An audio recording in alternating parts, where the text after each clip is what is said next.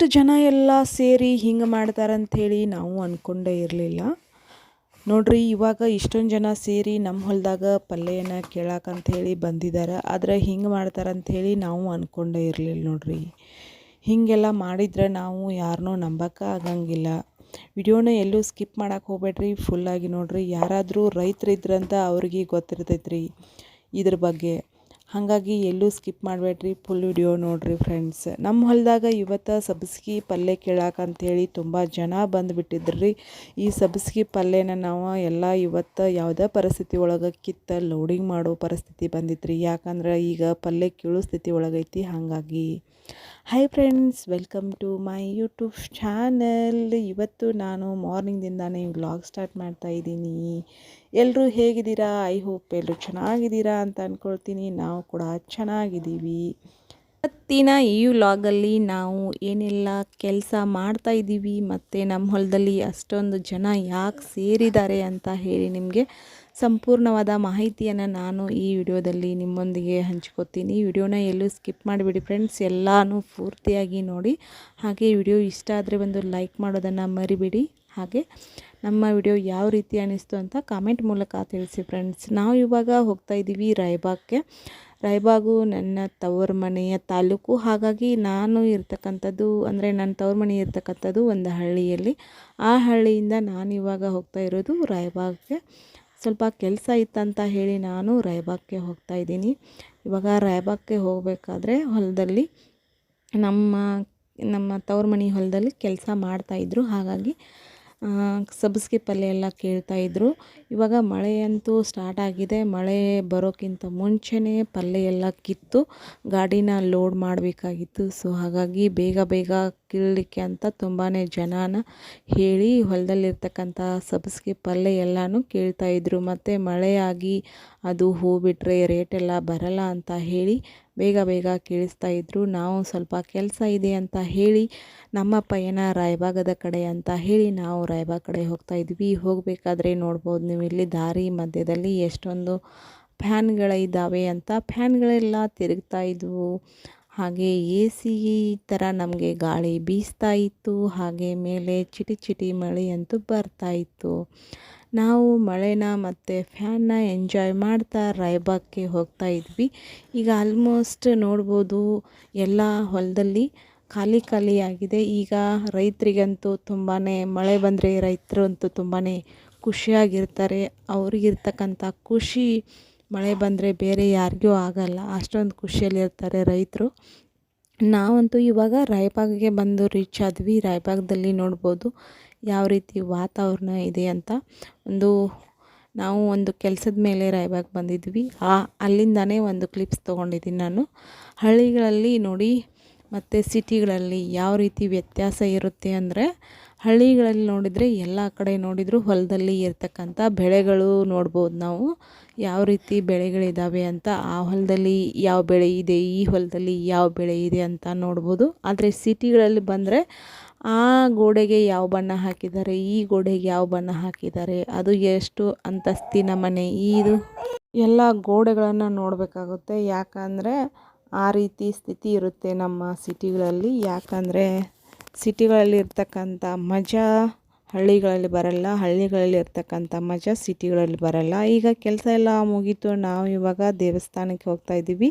ರಾಯಬಾಗದಲ್ಲಿ famous ಆಗಿರುವಂಥ ಶ್ರೀ ಆಂಜನೇಯ ಸ್ವಾಮಿ ಅಂದರೆ ಆಂಜನೇಯ ಟೆಂಪಲ್ಗೆ ಬಂದಿದ್ದೀವಿ ನಾವು ಇವಾಗ. ನೋಡ್ಬೋದು ನೀವು ಇಲ್ಲಿ ಎಷ್ಟು ಚೆನ್ನಾಗಿದೆ ಅಂತ ಆಂಜನೇಯ ಟೆಂಪಲ್ಲು.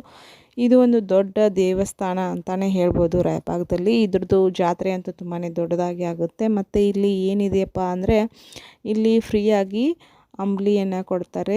ಪ್ರತಿದಿನ ರಾಗಿ ಅಂಬ್ಲಿಯನ್ನು ಭಕ್ತಾದಿಗಳಿಗೆ ನೀಡ್ತಾರೆ. ಹಾಗಾಗಿ ಯಾವುದೇ ಭಕ್ತಾದಿಗಳು ಬಂದರೂ ಫ್ರೀಯಾಗಿ ಅಂಬ್ಲಿಯನ್ನು ನಾವು ಇಲ್ಲಿ ಕುಡಿಬೋದು. ಹಾಗೆ ಆಂಜನೇಯ ಸ್ವಾಮಿ ದರ್ಶನವನ್ನು ತಗೊಂಡು ಸ್ವಲ್ಪ ಹೊತ್ತು ನಾವು ದೇವ್ರ ಗುಡಿಯಲ್ಲಿ ಕೂತ್ಕೊಂಡು ಹೋಗ್ಬೇಕಂತ ಕೂತಿದ್ವಿ. ಯಾಕಂದರೆ ಹೊರಗಡೆ ಮಳೆ ತುಂಬ ಬರ್ತಾಯಿತ್ತು. ಹಾಗೆ ಶನಿದೇವರು ಕೂಡ ಇದ್ದಾರೆ ನೋಡಿ ಇಲ್ಲಿ. ಶನಿದೇವ್ರದ್ದು ಎಲ್ಲರದ್ದು ದರ್ಶನ ತಗೊಂಡು ಇವಾಗ ನಾವು ಇಲ್ಲೇ ಸ್ವಲ್ಪ ಹೊತ್ತು ಕೂತ್ಕೊಂಡು ಮಳೆ ನಿಲ್ಲೋವರೆಗೂ ಕೂತ್ಕೊಂಡಿದ್ವಿ. ಏನಪ್ಪ ಅಂದರೆ, ದೇವಸ್ಥಾನದಲ್ಲಿ ಯಾವ ರೀತಿ ಸಿಚುವೇಶನ್ ಇರುತ್ತೆ ಅಂದರೆ, ಕೆಲವೊಬ್ಬರು ಊಟ ಮಾಡದೇನೂ ಬಂದಿರ್ತಾರೆ. ಊರಿಗೆಲ್ಲ. ಹಾಗಾಗಿ ಈ ರೀತಿ ಎಲ್ಲ ದೇವಸ್ಥಾನದಲ್ಲಿ ಇದ್ದರೂ ಎಲ್ಲರಿಗೂ ಒಂದು ಒಳ್ಳೆಯ ಉಪಯೋಗ ಆಗುತ್ತೆ ಅಂತ ನನ್ನ ಅನಿಸಿಕೆ. ಹಾಗಾಗಿ ಅದರ ಉಪಯೋಗವನ್ನು ನಮ್ಮಲ್ಲಿರ್ತಕ್ಕಂಥ ಜನಗಳು ಸರಿಯಾಗಿ ರೀತಿಯಲ್ಲಿ ಪಡೆದುಕೊಳ್ಬೇಕು. ಯಾರೂ ಅದನ್ನು ದುರುಪಯೋಗದ ಪಡ್ಕೋಬಾರ್ದಂತ ನಾನು ಹೇಳಲಿಕ್ಕೆ ಇಷ್ಟಪಡ್ತೀನಿ. ಇವಾಗ ನೋಡ್ಬೋದು ಮತ್ತೆ ವಾಪಸ್ ಹೋಗ್ತಾ ಇದ್ದೀವಿ ನಾವು. ಇವಾಗ ನಮ್ಮ ಊರಿಗೆ ಕೆಲಸ ಎಲ್ಲ ಮುಗೀತು. ಹಾಗಾಗಿ ಮತ್ತೆ ಊರ ಕಡೆ ಹೋಗ್ತಾ ಇದ್ದೀವಿ. ಊರ ಕಡೆ ಹೋಗಬೇಕಾದ್ರೆ ಮತ್ತೆ ಫ್ಯಾನ್ಸ್ ಎಲ್ಲ ಸ್ಟಾರ್ಟ್ ಆಗಿದ್ವು. ಫ್ಯಾನ್ಸ್ ಅಂತ ನನ್ನ ಮಗಳು ಇಷ್ಟೊಂದು ದೊಡ್ಡ ಫ್ಯಾನ್ ಯಾಕೆ ಹಾಕಿದ್ದಾರೆ, ಅದು ಯಾಕೆ ತಿರುಗ್ತಾ ಇದ್ದಾರೆ, ಅದನ್ನು ಯಾರು ಸ್ಟಾರ್ಟ್ ಮಾಡ್ತಾರೆ, ಮತ್ತು ಅದರ ಉಪಯೋಗ ಏನು, ಹಾಗೆ ಹೀಗೆ ಅಂತ ಎಲ್ಲ ಕ್ವಶನ್ ಎಲ್ಲ ಕೇಳ್ತಾಯಿದ್ರು. ಇದು ಬಂದುಬಿಟ್ಟು ಗಾಳಿಯ ಮೂಲಕ ವಾಯು ಫ್ಯಾನ್ ಅಂತ ಹೇಳ್ತಾರೆ. ಇದರಿಂದ ವಿದ್ಯುತ್ ಶಕ್ತಿಯನ್ನು ಸಂಪಾದನೆ ಮಾಡ್ತಾರೆ. ಹಾಗಾಗಿ ಇಷ್ಟು ದೊಡ್ಡ ಫ್ಯಾನನ್ನು ಎಲ್ಲ ಕೂರಿಸಿದ್ದಾರೆ. ನಿಮ್ಮ ಹೊಲದಲ್ಲಿ ಯಾರಾದರೂ ಕೂರಿಸಿದ್ರೆ ಅಂದರೆ ಗೋರ್ಮೆಂಟ್ದಿಂದ ಕೂರಿಸಿರ್ತಾರೆ. ಅದನ್ನು ಯಾರ ಹೊಲದಲ್ಲಾದ್ರು ಇದ್ದರೆ ಕಾಮೆಂಟ್ ಮೂಲಕ ತಿಳಿಸಿ ಫ್ರೆಂಡ್ಸ್. ಇವಾಗ ನಾವು ನಮ್ಮ ಹೊಲದಲ್ಲಿ ಇರ್ತಕ್ಕಂಥ ಮನೆಗೆ ಬಂದ್ವಿ. ಹಾಗಾಗಿ ಹೊಲದಲ್ಲಿ ನನ್ನ ಮಗಳು ಅಂತೂ ತುಂಬಾ ಆಟ ಆಡ್ತಾಯಿದ್ದಳು. ಹಾಗೆ ಮತ್ತೆ ಮಳೆ ಬರ್ತಾ ಇದೆ ಅನ್ನೋ ಅಷ್ಟರಲ್ಲಿ ಬಿಸಿಲು ಬಿತ್ತು ನೋಡಿ. ಇವಾಗ ಬಿಸಿಲು ಮಳೆ ಎರಡೂ ಕೂಡ ತುಂಬಾ ಚೆನ್ನಾಗಿ ಬರ್ತಾಯಿದೆ. ಇವಾಗ ನೋಡ್ಬೋದು ಎಷ್ಟು ಚೆನ್ನಾಗಿ ಸೂರ್ಯ ಬಂದಿದ್ದಾನೆ ಅಂತ ಹೇಳಿ. ಹಾಗೆ ಕೋಳಿಗಳು, ಕೋಳಿ ಮರಿಗಳು ಮತ್ತು ಗಿಡಗಳು ಎಲ್ಲನೂ ಮಿಕ್ಸ್ಗಳು. ಇವಾಗ ಹೊಲದಲ್ಲಿರ್ತಕ್ಕಂಥ ಗಿಡಗಳನ್ನು ನೋಡ್ತಾ ನಮ್ಮ ಡೇನ ಇವಾಗ ಎಂಡ್ ಮಾಡ್ತಾ ಇದ್ದೀವಿ. ಅಂದರೆ ಡೇ ಇವಾಗ ಎಂಡ್ ಇದೆ ಇವತ್ತಿನ ಡೇ. ನೋಡ್ಬೋದು ಎಷ್ಟು ಚೆನ್ನಾಗಿ ಹೂವು ಎಲ್ಲ ಆಗಿದ್ದಾವೆ ಅಂತ ಹೇಳಿ. ಈ ರೀತಿ ಹೊಲದಲ್ಲಿ ನಾವು ತಿರುಗಾಡೋ ಮಜಾನೇ ಬೇರೆ ಇರುತ್ತೆ. ಹಾಗೆ ಸಿಟಿಗಳಲ್ಲಿ ತಿರುಗಾಡೋ ಮಜಾನೇ ಬೇರೆ ಇರುತ್ತೆ ಫ್ರೆಂಡ್ಸ್. ಅಲ್ಲಿರ್ತಕ್ಕಂಥ ಅಂದರೆ ಯಾವ್ಯಾವ ಗಲ್ಲಿಗಳಲ್ಲಿ ಏನೇನಿದೆ ಅಂತ ನೋಡ್ಬೋದು. ಆದರೆ ಹೊಲದಲ್ಲಿ ಬಂದರೆ ಯಾವ ಹೊಲದಲ್ಲಿ ಏನೇನು ಬೆಳೆ ಹಾಕಿದ್ದೀವಿ ಅಂತ ನೋಡ್ಬೋದು, ಅಷ್ಟೇ ವ್ಯತ್ಯಾಸ. ಹಾಗಾಗಿ ನೀವೆಲ್ಲ ಎಲ್ಲಿ ಇರ್ಲಿಕ್ಕೆ ಇಷ್ಟಪಡ್ತೀರಾ ಅಂತ ಕಮೆಂಟ್ ಮಾಡಿ. ಹಳ್ಳಿಯಲ್ಲಿ ಇರ್ಲಿಕ್ಕೆ ಇಷ್ಟಪಡ್ತೀರಾ ಅಥವಾ ಸಿಟಿಗಳಲ್ಲಿ ಇರೋಕ್ಕೆ ಇಷ್ಟಪಡ್ತೀರಾ ಅಂತ ಕಮೆಂಟ್ ಮೂಲಕ ತಿಳಿಸಿ. ಮತ್ತು ಯಾರೆಲ್ಲ ಯಾವ್ಯಾವ ಹೊಲದಲ್ಲಿ, ನಿಮ್ಮ ಹೊಲದಲ್ಲಿ ಯಾವ್ಯಾವ ಬೆಳೆಯನ್ನು ಬೆಳೆದಿದ್ದೀರಾ ಅಂತ ಹೇಳೋದನ್ನು ಮರಿಬೇಡಿ. ನಾವಂತೂ ಕಬ್ಬ ಬೆಳೆದಿದ್ದೀವಿ ಮತ್ತು ಮೆಕ್ಕೆಜೋಳ, ಹಾಗೆ ಅರಿಶಿಣ ಮತ್ತು ಸಬ್ಬಸಿಗೆ ಪಲ್ಲೆ, ಹೀಗೆ ಎಲ್ಲ ಬೆಳೆಗಳನ್ನು ನಾವು ಹಾಕಿದ್ದೀವಿ ಫ್ರೆಂಡ್ಸ್. ಇವಾಗ ನೋಡ್ಬೋದು ಈವ್ನಿಂಗು ಎಷ್ಟು ಚೆನ್ನಾಗಿ ಶೋ ಆಗ್ತಾ ಇದೆ ಅಂತ, ಅಂದರೆ ಸೂರ್ಯ ಎಷ್ಟು ಚೆನ್ನಾಗಿ ಕಾಣಿಸ್ತಾ ಇದ್ದಾನೆ ಅಂತ. ಹಾಗಾಗಿ ಸ್ವಲ್ಪ ಹೊತ್ತ ಸಮಯವನ್ನು ನಮ್ಮ ಹೊಲದಲ್ಲಿ ನಾವು ಕಳೆದೆವು. ಇಲ್ಲಿಂದಾನೇ ನಮ್ಮ ಫ್ಯಾನ್ಗಳೆಲ್ಲ ಶೋ ಆಗ್ತಾ ಇದ್ದಾವೆ. ನೋಡ್ಬೋದು ಎಷ್ಟು ಚೆನ್ನಾಗಿ ಕಾಣಿಸ್ತಾ ಇದ್ದಾವೆ ಅಂತ. ಇವಾಗ ಈವ್ನಿಂಗ್ ಅಂದರೆ 7 PM ಅಲ್ಲಿ ನಮ್ಮ ಸೂರ್ಯನ ಅಂದರೆ ಸೂರ್ಯ ಮುಳುಗುವ ಸಮಯದಲ್ಲಿ ಈ ಕ್ಲಿಪ್ಪನ್ನು ನಾನು ತೊಗೊಂಡಿದ್ದೀನಿ. ನೋಡ್ಬೋದು ಎಷ್ಟು ಚೆನ್ನಾಗಿ ಕಾಣಿಸ್ತಾ ಇದೆ ಅಂದರೆ ಒಂದು ಸಿನಿಮಾದಲ್ಲಿ ತೋರಿಸ್ತಕ್ಕಂಥ ಶೋ ಈ ರೀತಿ ಇರಲ್ಲ, ಅಷ್ಟು ಚೆನ್ನಾಗಿ ಇದು ಒಂದು ಸೂರ್ಯ ಮುಳುಗುವ ಒಂದು ಸಮಯದಲ್ಲಿ ನಾನು ಈ ಕ್ಲಿಪ್ಪನ್ನು ತೊಗೊಂಡಿದ್ದೀನಿ. ತುಂಬಾ ಚೆನ್ನಾಗಿ ಕಾಣಿಸ್ತಾ ಇತ್ತು. ಹಾಗಾಗಿ ನಿಮಗೂ ಕೂಡ ತೋರಿಸಿದ್ರೆ ಆಯಿತು ಅಂತ ಈ ಕ್ಲಿಪ್ಪನ್ನ ನಾನು ತೊಗೊಂಡಿದ್ದೀನಿ ಫ್ರೆಂಡ್ಸ್. ಎಷ್ಟು ಚೆನ್ನಾಗಿ ಕಾಣಿಸ್ತಾ ಇದೆ ನೋಡ್ಬೋದು ನೀವಿಲ್ಲಿ. ಮತ್ತು ಸೂರ್ಯ ಮತ್ತು ಚಂದ್ರ ಎಲ್ಲನೂ ಸೂಪರಾಗಿ ಕಾಣಿಸ್ತಾ ಇದೆ. ಹಾಗಾಗಿ ಈ ಕ್ಲಿಪ್ಪನ್ನ ನಾನು ತೊಗೊಂಡಿದ್ದೀನಿ. ನಮ್ಮ ಕೆಲಸ ಎಲ್ಲ ಮುಗಿಸ್ಕೊಂಡು ಮತ್ತೆ ಇವಾಗ ಮನೆ ಕಡೆ ಹೋಗಬೇಕು. ಹಾಗಾಗಿ ಇವಾಗ ಮನೆಗೆ ಹೋಗ್ಬೇಕಂತ ಹೇಳಿ ನಾನು ಎಲ್ಲ ಬ್ಯಾಗನ್ನು ನಾನು ರೆಡಿ ಮಾಡಿಕೊಂಡು ಇವಾಗ ಮತ್ತೆ ನಮ್ಮ ಪಯಣ ನಮ್ಮ ಮನೆಯ ಕಡೆಗೆ ಅಂತ ಹೇಳ್ತಾ ಮನೆ ಕಡೆಗೆ ಹೋಗ್ತಾ ಇದ್ದೀವಿ. ಮನೆ ಕಡೆಗೆ ಹೋಗಬೇಕಾದ್ರೆ ಇವಾಗ ನೋಡಿ ತುಂಬಾ ಟೈಮಿಂಗ್ ಆಗಿದೆ, ಕತ್ಲೆಲ್ಲ ಆಗಿಬಿಟ್ಟಿದೆ. ಹಾಗಾಗಿ ಹೋಗ್ತಾ ಇದ್ದೀವಿ ಇವಾಗ.